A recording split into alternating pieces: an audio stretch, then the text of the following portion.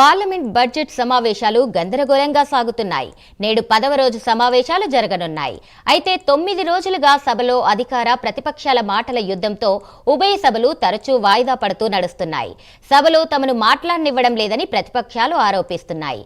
ఈ క్రమంలో లోక్సభ స్పీకర్ ఓం బిర్లాపై అవిశ్వాస తీర్మానం తీసుకొచ్చేందుకు విపక్షాలు యోచిస్తున్నట్లు తెలుస్తోంది.